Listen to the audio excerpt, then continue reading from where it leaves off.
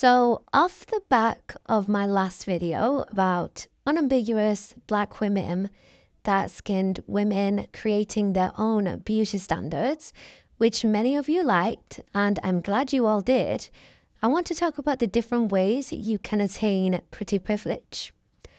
And I've seen many videos from unambiguous dark-skinned Black women who talk about not being able to benefit from pretty privilege, but I hardly see the same amount of videos talking about how we can get pretty privilege, because we very much can, even in this Western Eurocentric society. Pretty privilege, in summary, is being offered certain services and opportunities based on your physical appearance. And I've included a definition here.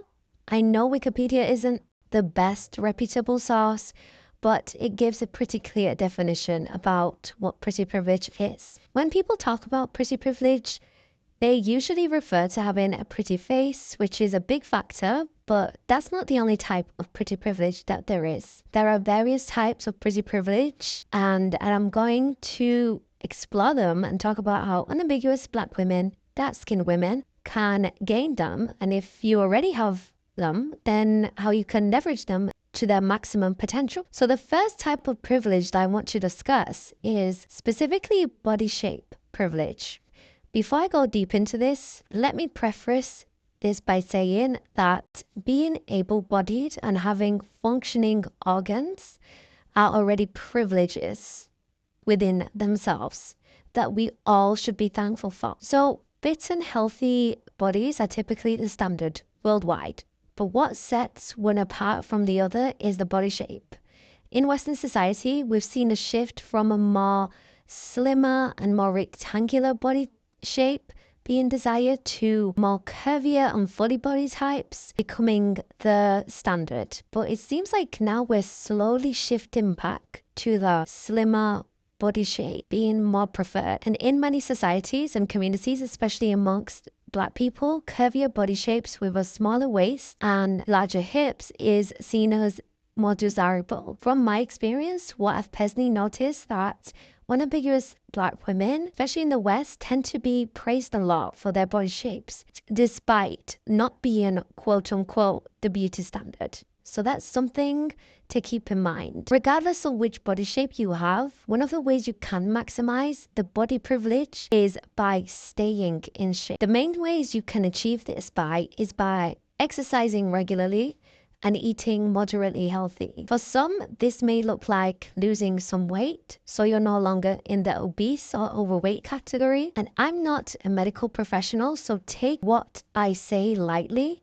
and use it to catapult your research and ask your doctors, nutritionists, and other licensed medical professionals for more concrete advice. But what I do know is that there is some nuance in being considered overweight based on the balances and the metrics of measurements that I usually use. You may actually still be within the healthy range, but the balance may say that you're overweight. And that's due to the fact that your muscle mass and fat storage are not always accounted for within these metrics of measurements. Your muscle mass and fat storage all play a key part in your body shape and being able to attain this body shape privilege. Ideally, if you're opting for a more toned look, less fat and more muscle is typically what one would be striving for. Going to the gym several times a week and alternating between strength training and cardiovascular exercise is one of the ways you can go about achieving this. But if you're like me, who gets bored after doing the same type of exercise at the gym, I suggest to attend classes that your gym offers. Many gyms have Pilates, Zumba, swimming classes where you can get your exercise and also have fun learning with other people. This makes the process of exercising more enjoyable and less tedious, and you're more likely to stick to it because you'll actually look forward to doing it. So for instance, if you're not into weightlifting but you still want to strength train, you can go to body pump classes. And for cardio, you can go to body combat classes. These classes target the same areas that you would have if you did your regular standard cardiovascular exercises or strength training exercises, but they do it in a way where there's music involved and it's a lot more enjoyable. If you're an education, such as college or high school, you can sign up to be a part of a sports club. Volleyball, basketball, badminton, cheerleading, there are so many. You can also use this as an opportunity to find a new hobby and make some new friends and connections. Remember what I told you about having friendship groups that look like the United Nations? I joined the equestrian club at my college, and it helped me so much because I gained a new hobby, a newfound love for horses, a great workout, but also I was able to get connected to people who helped me find work experience in my desired field. You can even do this as adults as well and look for local sports clubs where you can join in. Diet is very important too. Eating a balanced diet with all the nutrients you need is crucial to be able to maintain your figure and shape. And something that isn't mentioned enough is knowing what your allergies and intolerances are. You'll be surprised by how much intolerances and allergies can negatively affect your body and cause a lot of inflammation and bloating. And this, of course, is going to affect your physical appearance, how your body shape physically appears. If you struggle to eat healthy, you can take pictures of all the healthy meals you eat and cook to keep you accountable. You can also use social media to keep yourself accountable by creating TikTok or Instagram food page, or even just posting daily on your private Instagram story. You'll feel more inclined to stick to something that you've committed to yourself and you've told others that you'll also commit to. And when you don't do it after doing it for some time, you'll feel like something is missing. And that tells you that you have begun to develop that habit. If you have a busy work schedule and don't have much time to set aside for exercise, what I found worked for me was to use my 1 hour lunch break to go on a walk. I would eat a full breakfast, so by the time it got to lunchtime, I wouldn't really feel hungry, and instead I would opt to go for a walk and come back. If that's too much for you, you could spend half of that lunch break walking and the other half eating your lunch. Regardless of what shape you have, these tips will help you look better and be able to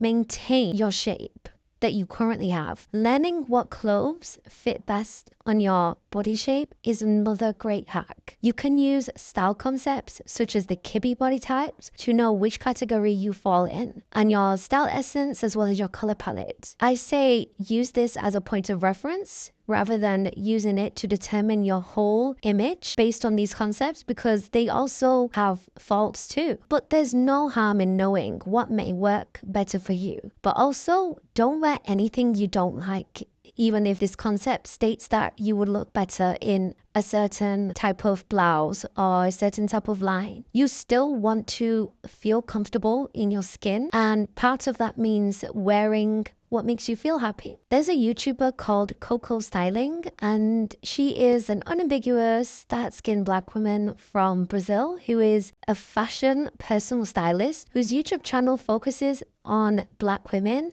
and dark-skinned women's fashion.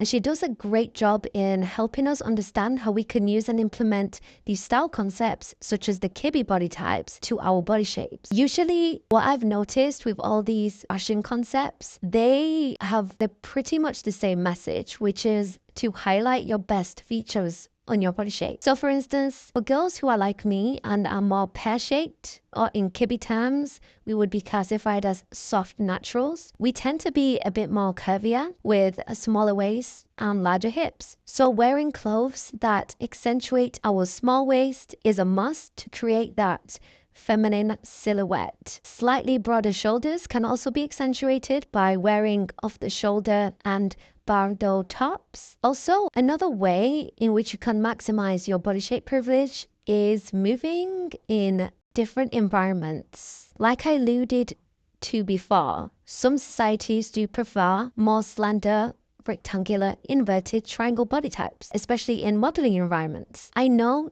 there is more to being a model than just being slender and thin, but if you can see yourself being one and you typically meet the typical aesthetic, why not try it? You can start small and build your portfolio along the way. Small beauty and hair businesses are always looking for models to showcase their work. For example, makeup artists need models to show their potential clients that they can do different makeup styles like bridal makeup. Same thing with lash technicians and hairstylists. The thing you need to be careful with is to make sure that you're compensated for your time well and you're not taken advantage of. So with all these experiences, these little modeling gigs, you can use these experiences to start your commercial modeling career perhaps. Or you can straight away sign up with an agency and aim for editorial or runway modeling. Or even Instagram modeling, which I know many people look down on and they say that that's not real modeling, but there's a lot of money to be made there. These online boutiques like Baby Boo Fashion, Opali, Fashion Nova, Pretty Little Thing, they make a lot of money. So those are some things that you can definitely think about. You can also maximize your body shape privilege by adorning yourself with jewelry and accessories. Body jewelry like anklets, earrings, bracelets, are a great way to accentuate your best body features. In the summer or warmer days, wearing body chains can spice up your outfit and also accentuate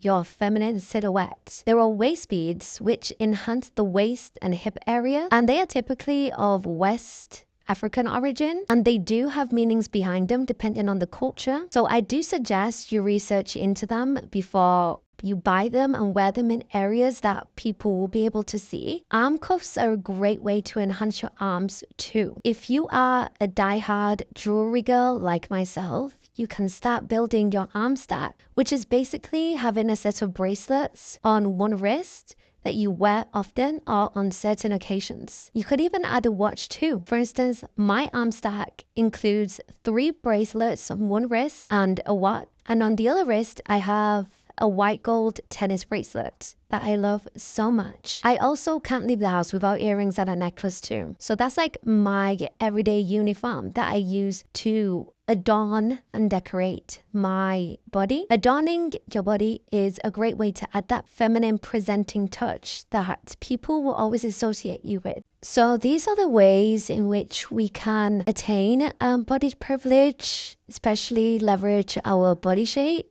privilege. What other ways do you think we can leverage and attain this type of pretty privilege? Comment down below. I really want to know your thoughts, and I'll see you in the next one.